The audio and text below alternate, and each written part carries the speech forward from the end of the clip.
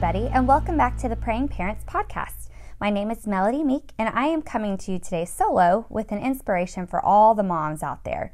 It's Mother's Day week, and you've been in or around church long enough during your motherhood, so I'm sure you've heard the woman mentioned in Proverbs 31 before.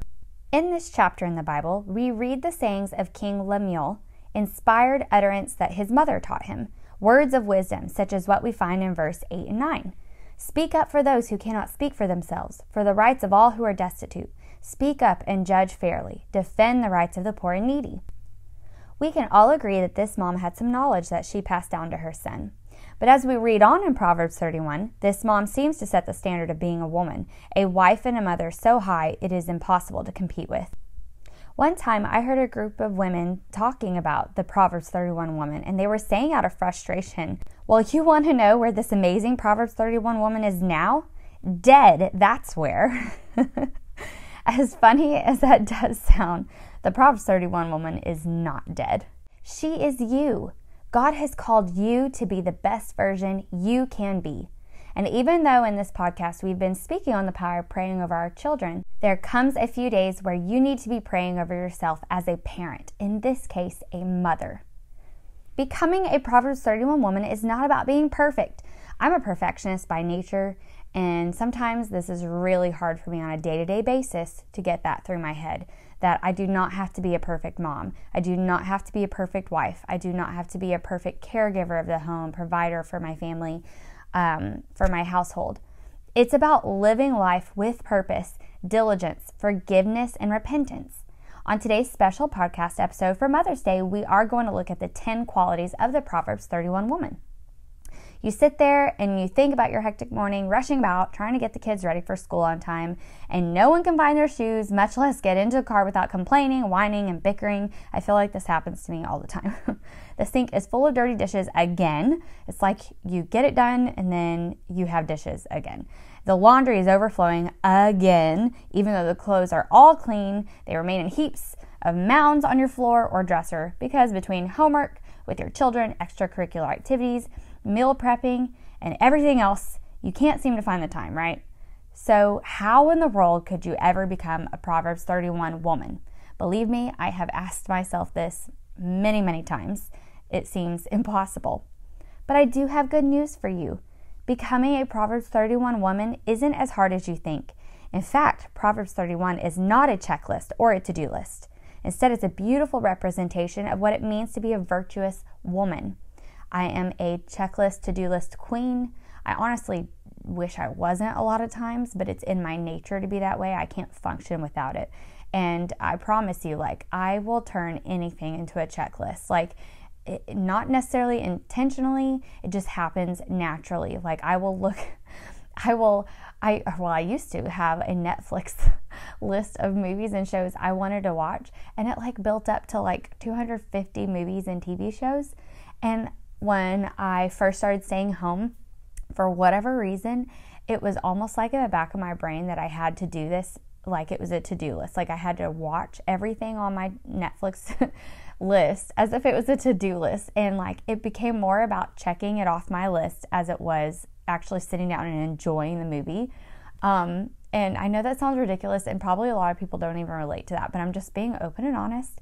That's how I am. That's how my brain starts to naturally go with anything, including Netflix. And it reached a point to where Christopher was like, babe, just delete your Netflix list, because if something is super important to you to watch, or the next time you have some free time and just want to relax, you're going to remember your top movie that you wanted to watch next. So there's no reason to have this to-do list in your Netflix account that builds up and makes you feel like you have to be watching TV all the time, because that's not healthy, and no one should be doing that anyways. So anyways, all that to say, it is so easy for me to do that. So this Proverbs 31 woman thing, it's so easy for me to do that there too. It becomes another to-do list for me. And that's something God has been teaching me, that this isn't a perfectionism thing. This isn't a to-do list thing. This is basically something to look up to be inspired by, and to really just go after the best version of what I was meant to be, the best Melody that I can be, who I was created to be. and that God is just basically calling the Proverbs 31 woman out of all of us. So the passage of Proverbs 31, it was written a long time ago. So when you read about how she holds the distaff and grabs the spindle with her fingers, you may feel like the words do not apply to your life in the 21st century. But I want to show you how we can break down the verses and how you can live out each verse in your own life. So number 1, faith. She loves Jesus with all of her heart. A virtuous woman serves God with all of her heart, mind, and soul. She seeks His will for her life and follows His ways. And you can find these references in the Bible: Proverbs 31:26, Proverbs 31:29-31, Matthew 22:37, John 14:15, and Psalms 119:15. So I want to encourage you to pray over yourself that God would continue to be the first love of your life. That is priority. Number 2, marriage. She is a faithful bride. A virtuous woman respects her husband. She does him good all the days of her life. She is trustworthy and she's a helpmeet. But first and foremost, she is the bride of Christ. You can find these references in Proverbs 31:11-12, Proverbs 31:23, Proverbs 31:28, 1 Peter 3, Ephesians 5, Genesis 2:18. So pray over yourself, asking God to continue to give you the strength to be there for your husband in ways that will give him strength. Side note to all the ladies listening right now, if you're not married, or maybe you lost your husband through some form of tragedy, such as death or divorce, just a reminder to you today, you do not need an earthly husband to be a virtuous woman. Number 3, mothering. She is a loving mother and her children call her blessed. A virtuous woman teaches her children the ways of her Father in heaven. She nurtures her children with the love of Christ, disciplines them with care and wisdom, and trains them in the way they should go. Proverbs 31:28, verse 26, Proverbs 22:6, Deuteronomy 6, Luke 18:16. So pray over yourself, asking God to help you love your children, especially on the days that you don't feel like it. I mean, those come often, don't they? Anyone else guilty of losing your cool in a time of chaos with your kids, like no matter their age? I know this is something that I am working on all the time. I try to teach my kids to take deep breaths and to calm themselves down. And first and foremost, I have to do that too, because if I don't calm down, then I'm like losing my cool and I'm not setting a good example for them. So that's something I'm always having to work on. It's in my nature actually to be a yeller. I was raised in a yelling home. And it's just I'm just a more extroverted person. I'm more loud and outgoing and just expressive by nature anyways. And so being raised in that environment and then also being in my personality just to be very expressive is very natural for me to be a yeller when I'm upset or angry. And that's something I hate and detest more than anything as a mom. And I'm actively always working on that. And so taking deep breaths has been a game changer. And I also pray. And I do it right in front of my kids. And I have seen them also do it sometimes. Like they're starting to catch on to take deep breaths and pray when they're upset. So it's pretty cool. But anyway, so ask the Lord to help you to be someone who is quick to listen rather than quick to get angry. This is a prayer of mine every day. 4, health. She takes care of her physical, mental, and spiritual health. A virtuous woman cares for her body. She prepares healthy food for her family. Proverbs 31:14-15, Proverbs 31:17, 1 Corinthians 6:19, Genesis 1:29, and Daniel 1 and Leviticus 11 are all examples in the Bible of how a woman cares for herself, cares for her family. In this world today where there's processed foods, and it's just more and more in our face and down our throats, you may be one who is overwhelmed with all the nutritional facts and you don't know where to start in helping your family eat healthy foods. Just pray and ask God to give you the wisdom to make the wise choices when you're grocery shopping and meal planning. And look for a group maybe at your church or in your community that can help you along with this journey. This is something that I've had to do myself. I became a binge eater and just stressed out and depressed and eating constantly emotionally throughout my marriage and before having kids. And my life was completely radically changed when a coworker of mine introduced me to a healthy eating lifestyle called Trim Healthy Mama. And this is not a plug for that at all. I just want you to know, like, I've been there, done that. I relate when it comes to health. I was physically, mentally, and even spiritually not healthy in that point in my life. And I thank God every day for sending that coworker to tell me about Trim Healthy Mama, which for me has been the changing point for me. And it's still something I continuously have to choose, health over comfort. And yes, there is comfort in eating, and you can eat amazing foods for you that are so comforting, but it's all about motivation there. Like, you can enjoy food, we were created for that, but should we be numbing our pain and our emotions, our mental state with food? No, we shouldn't be. We should be turning to God instead. And that is something that I've had to learn. And even though I lost all the weight I had gained, and for the most part I eat a very healthy lifestyle, there are still times where if I'm going through just a little extra stressful time, I tend to go back to that point to where I want to eat bad again. But it's just, I have the tools now, I know what to do, and I choose God over emotionally eating. And that is a day-to-day process for me, but I'm so grateful that He gave me the tools to do it. So I just want to encourage you, like, find a community or friends who want to be on that same journey with you, can encourage and lift you up in your health journey, but not only in your physical health, but also in your mental and your spiritual health. I mean, small groups, just going to church in general, hanging out with godly friends, that is so beneficial for you. As a virtuous woman, that helps encourage you to continue that for yourself on your own journey and to pour that into your family. So I really just want to encourage you in that. That has been a game changer for me. Number 5, service. She serves others with love and kindness. A virtuous woman serves her husband, her family, her friends, and her neighbors with a gentle and loving spirit. She is charitable. Proverbs 31:12, Proverbs 31:15, Proverbs 31:20, and 1 Corinthians 13:13. So for me, God has been working on this for me for the past 11 years in my marriage and the past 5 years of parenthood, almost 6. Just really my whole life in general. I have always served to some capacity in my church and just in my school or whatever it may be. I have always served, but it doesn't come natural for me, and it's something that I say, or I wish I could say it gets easier, but it doesn't.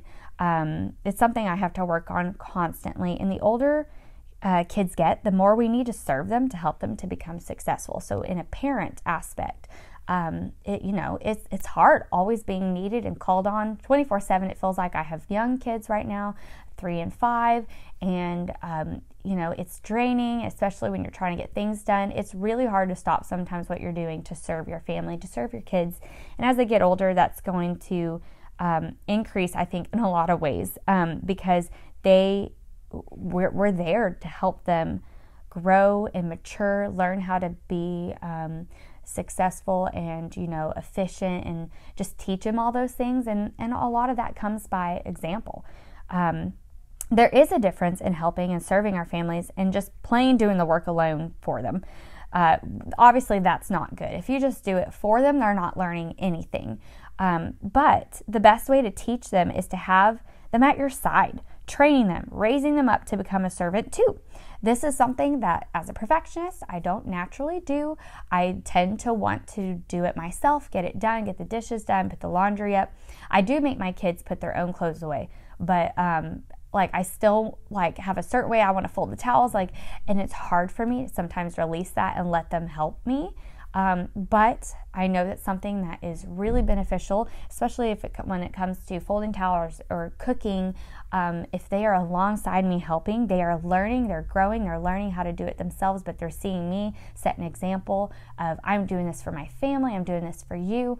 All in all, it's just a beautiful balance of things. So that is something I'm working on, to invite my kids to my side, to train them and raise them up to become a servant too. So why don't you pray and ask God to help you highlight ways that you can not only serve your family, but also make the work fun by showing your family how to best serve each other and others outside of your family. Number 6 is stewardship. She is a wise steward of the gifts God has given her.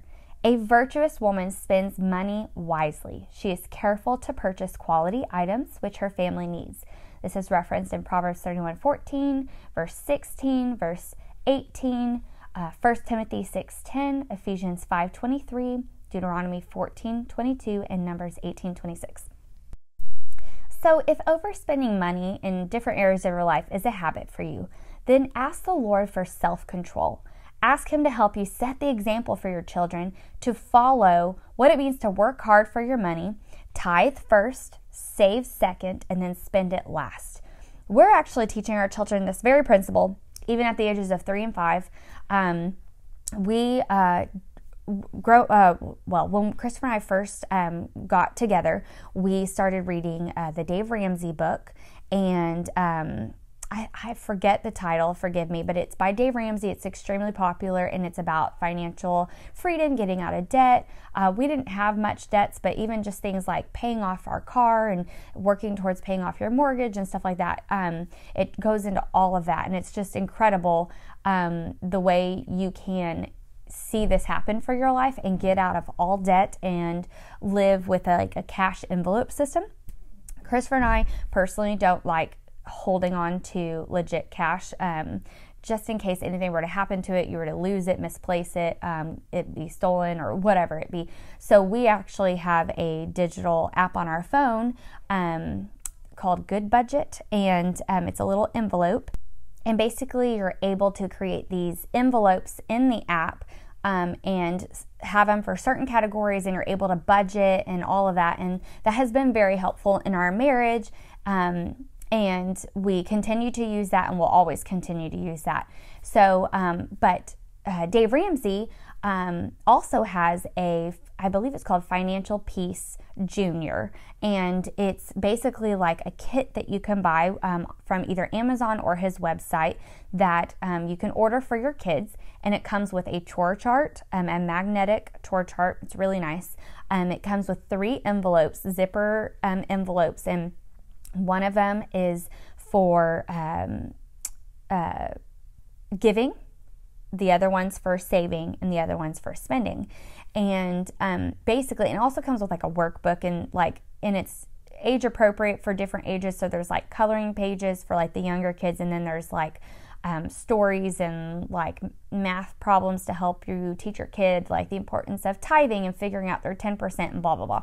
So we ordered that for our kids, and they each have their own chore chart, they each have their own envelopes, and it comes with these magnetic things that you can put on the chore chart, and it has different chores that you can choose from, and you put it on there. And so we have that, and every week throughout the week we give check marks where our kids have accomplished certain chores. And now some chores are kind of like you do this because you're part of this family, and that's part of your responsibility of keeping this family going, and cleaning your bedroom and stuff like that. But then there's other chores that you can do where you actually pay money for it. And so right now, with our kids being 3 and 5, we just do 5 cents a chore. And so they get a nickel for every check mark that they get on their chore chart. And at the end of the week, we divvy out their nickels, and right now we're just doing equal parts, where a third of it goes into their giving envelope, a third of it goes into their saving envelope, and a third of it goes into their spending. As they get older and they're becoming more aware of math, we'll start teaching them how they can figure out their 10% for the giving envelope and go from there. And so anyways, it's a really neat thing. The kids have loved it. And at the end of the month, we get all of their giving money. We put it in a Ziploc baggie with their name on it, and they take it to church that following Sunday, and they put it themselves in the offering bucket. And that's already teaching them the importance of giving the money back to God, because it's God's money to begin with. It's not ours. And so they're giving that money to God. And then the saving envelope, we take all that and we empty it out into their piggy bank. Well, their piggy banks have over time gotten full, so we have gone to our bank and opened them up a separate savings account with their name on it. And whenever their piggy bank gets completely full of all their nickels, or anything else that's in there, then we go and we deposit it into their actual bank account. So both of our kids have a savings account now, and then the spending envelope we take them to either Dollar Tree or Dollar General or Walmart, depending on how much money is in there, and they're able to spend that right then and there as a reward at the end of the month for them. And they have been loving this, and it has been teaching them to be good stewards of their money. And so anyways, that's just an example of what we have done. It's been really great to see how our kids get so excited about contributing and to the family and to doing chores, and they do know that sometimes they don't always get a check mark for doing something on their chore chart, but because that's just part of their responsibility. But the other stuff they do, and they get really excited about it. Okay, so number 7 is industry. She is industrious and works with willing hands. A virtuous woman works willingly with her hands, and she sings praises to God and does not grumble while completing her tasks. This is referenced in Proverbs 31:13, verse 16, verse 24, verse 31, and then Philippians 2:14. So, woman or not, as human beings, we are all guilty of grumbling and complaining when doing work. I know for sure this is me. Sometimes it's so hard, especially as a stay-at-home mom. I'm home all day, and if like my son's with me all day, the house just continuously gets dirty, and especially on weekends, it's constant. And I am a naturally clean person. I am a perfectionist. It's something that I've tried to really get a grip on, to not let it rule my life. But I am naturally a perfectionist. So anyways, all that to say, it's really easy for me to like clean something in the house, and then the kids get it dirty, or even just the natural things that happen, like when you eat lunch, you're going to have dishes to put away, or you have to wipe down the table and vacuum underneath it, and stuff like that can start to really get under my skin. And it's like internally I get in a bad mood, I start grumbling to myself, and it's just like almost like you can't wait for the day that kids aren't going to be messy anymore. And God has really convicted me of that numerous times and reminded me that my kids are here for a short season of their life and even of my life. And for me to even think about, I can't wait for them to be old enough to where they're not making as much messes, means that I'm literally wishing my kids' life away, which grieves me to think about. And that is not at all what I want to do.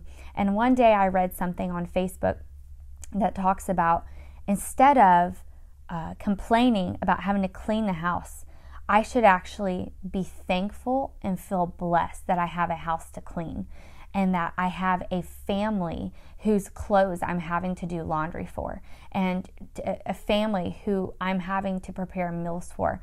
Like, I have such incredible blessings in my life. The fact that I have a roof over my head and a family to call mine, like that, it just makes me so teary-eyed just even talking about it, because it's such a good reminder of, if I did not have these beautiful blessings in my life, then yeah, I wouldn't have a house that I have to clean, and I wouldn't have laundry I'd constantly have to do, except maybe my own and maybe my husband's. But I don't want that life. That's a lonelier life.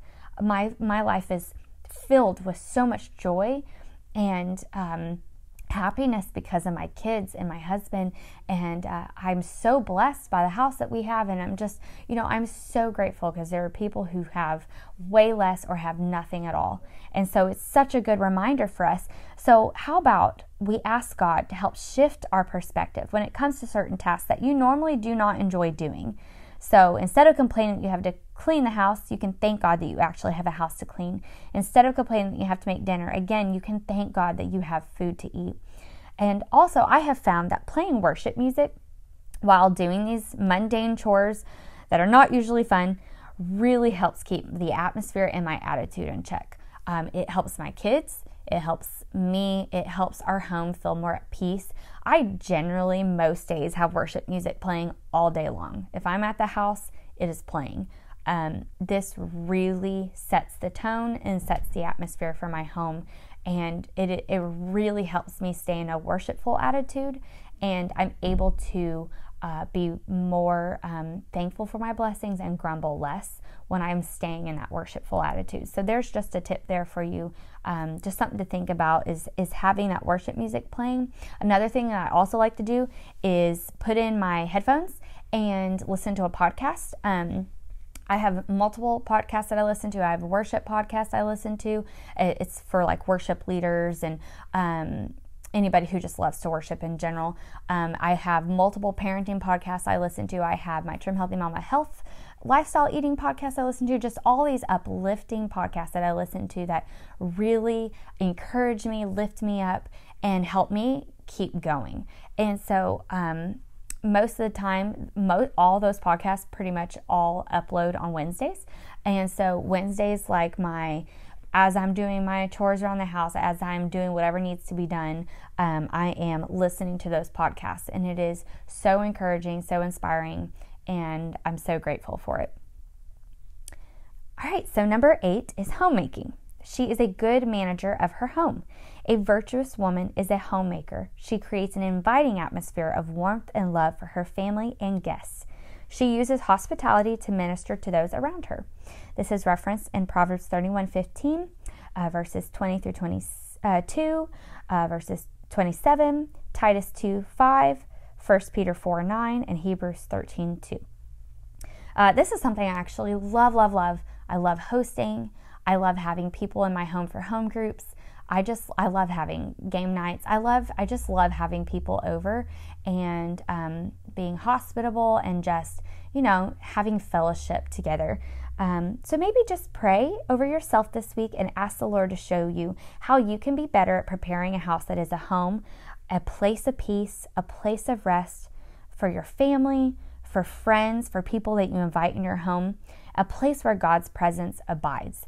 This is your safe place. You want your husband to walk in your home every day and him feel so at peace and not so anxious. That is something a dear friend of mine who is somebody I look up to and who was mentoring me and counseling me in certain areas. That's something she spoke in my life about was make your home. You're the keeper of your home. You're the person who sets that atmosphere. So when your husband comes home and he's had a stressful day or it's been a long day, let that home be his place of peace and rest. And also for your children. They come home from school and they're wired and they're anxious and they've been, working hard all day. Let that be a place of peace and rest for them and a place of joy. I don't want my home to be a home that is just anxious and yelling and constantly getting on to my kids, telling them they need to do something or, I don't want that. And it's very easy for me to slip into those habits of, in that perfectionist nature of mine, to get on to my daughter, my son, and be like, you need to do this, and how come you're not doing this quick enough? And it's so easy for me to do that. And God has really been speaking to me lately about being a mom and a wife who is so encouraging and uplifting and listens to my children, just goes over to them randomly and loves on them and tells them how much I love them, and I don't have an agenda. I don't have anything to tell them, I need you to do this. I'm actually being intentional about just pouring love on them, embracing them, having them feel that peace, that warmth, that comfort there in our home. I want it to be a place they enjoy being in. I want me to be someone that they feel at peace with as well. So just pray that over yourself this week and ask the Lord to show you how you can do that for your own home, for the atmosphere of your home that you set. Number 9 is time. She spends her time on that which is good. A virtuous woman uses her time wisely. She works diligently to complete her daily tasks. She does not spend time dwelling on those things that do not please the Lord.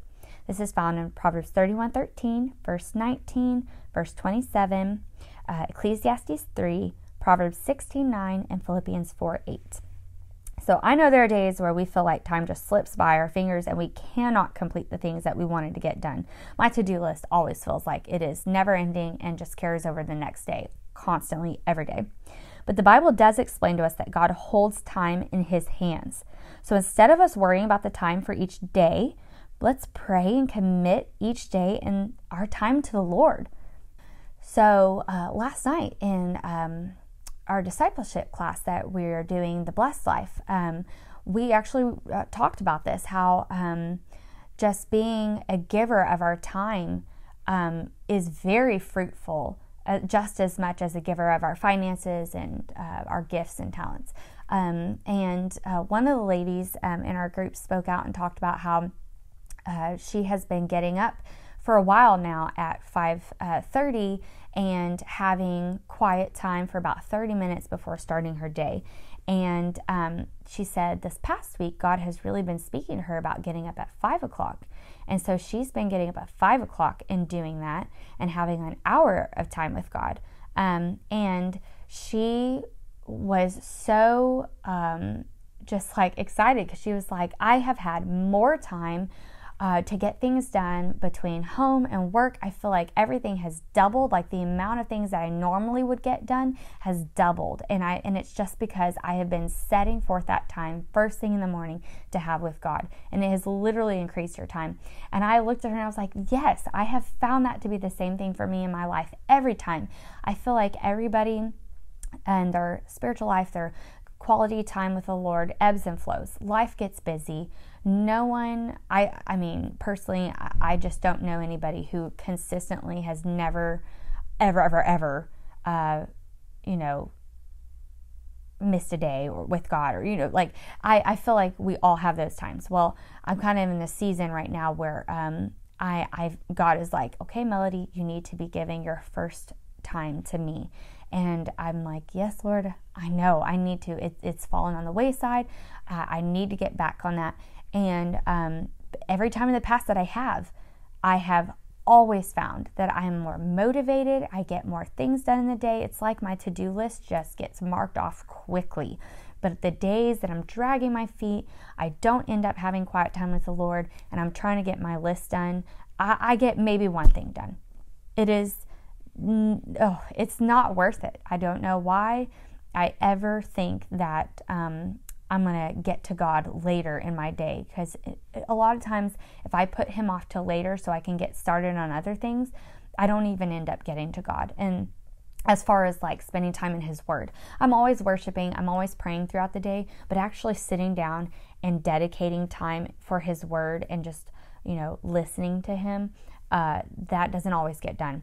And so I was really encouraged last night hearing this woman speak about that last night, and just hearing from her that it happened for her too. It's like God supernaturally, it expands that time for you in your day, and you get so much more done because you dedicate first your time to him, and you spend your time with him before you're willing to do anything else. So I challenge you, do the same thing. I'm going to be doing that. I'm going to be getting up before my kids, and I'm going to be spending time with God first thing, because I have seen the fruit of that in past times, and I know it needs to be done again. So I want to just challenge you in that. It is incredible, and you will see a huge difference. Okay, lastly, number 10 is beauty. She is creative and embraces beauty and godliness. A virtuous woman is a woman of worth and beauty. She has the inner beauty that only comes from Christ. She uses her creativity and sense of style to create beauty in her life and the lives of her loved ones. This is found in Proverbs 31:10, verses 21 through 22, verses 24 through 25, Isaiah 61:10, 1 Timothy 2:9, and 1 Peter 3:1 through 6. So this part of the Bible is not necessarily talking about the outward beauty of what we proclaim beauty is in this day and age, with magazines, TV shows, and movies that project an impossible image for a natural woman to maintain.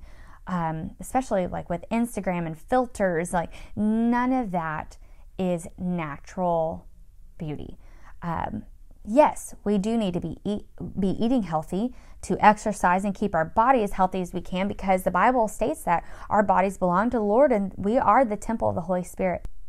However, beauty doesn't always have to do with looks. The beauty in your life can come from the creativity God is giving you, your smile, your personality, all those areas. Remember, God has uniquely designed you. So why don't you pray and ask the Lord this week to help highlight areas of your life where your beauty can be shown more and more, which reflects his beauty. Everywhere you go, you are a light to people who are bound in darkness. You are a light in this dark world. Just your smile can immediately change somebody else's attitude, and a smile can break through on them when they were feeling so down and depressed or angry or whatever it is. It changes things. A kind word, a compliment, just showing God's love to people. That is true inner beauty. And that is something that I'm always challenged by God to do everywhere I go. I know that I may be running into people and I may be the only God-like person that they ever run into that day. I may be the only Christ-like person, the only Jesus that they will ever see that day. And so I'm always asking the Holy Spirit, please show me how I can minister or be a light into somebody else's life that I encountered today. Whether I'm in Walmart and I see a person down the aisle and I challenge the Holy Spirit to do this for me. I want him to say, go and tell this person this, and this, and this. I want him to do that, because if I can minister and pour into someone's life, a stranger that I don't even know, and it be the very life-changing thing that they needed to hear for that point in time in their life, I want to be obedient. I want to be that light. I want to be that love and that beauty of God, of Christ, that they can see that day, and it can be a changing point for them. I have been asking him for that. I've been asking him, Holy Spirit, stop me in my tracks wherever I am and have me be a light to somebody. Have me serve them in some way, to encourage and build them up in some way, to invite them to our church if they need a church, to give money to that person on the corner who really is desperately in need of it. Like, help me to not stay in my selfish corner and to myself and just go about my day, but help me actually hear from you and be stopped in what I'm doing.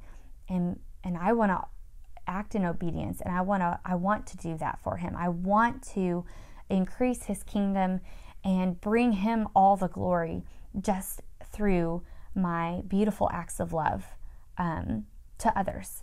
So I want to encourage you, ask God to show you how you can do that too. Maybe it's coworkers that you're around.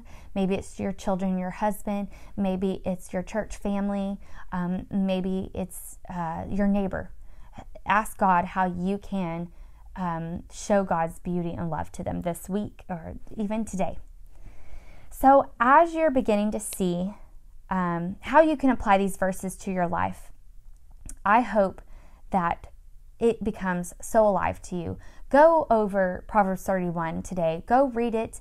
Get inspired again. Re-listen to this podcast maybe later on in the future, just to remind yourself how we can be a Proverbs 31 woman, because God's word is alive and it's meant for every single person today. And we are able to apply these principles to our life now and not just think that these are archaic beliefs or things to follow as a woman. They're not. As you can see, there was 10 amazing attributes and principles that we were able to pull out of this as a mom, as a praying parent, as a wife, and as a woman. So I just want to encourage you with that today.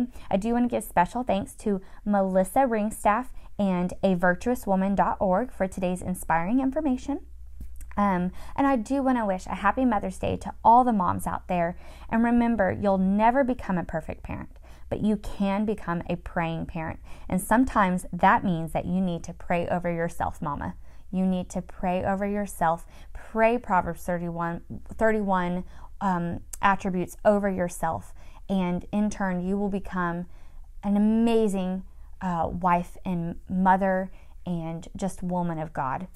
Love y'all. Thank y'all for listening, and we will see you next time.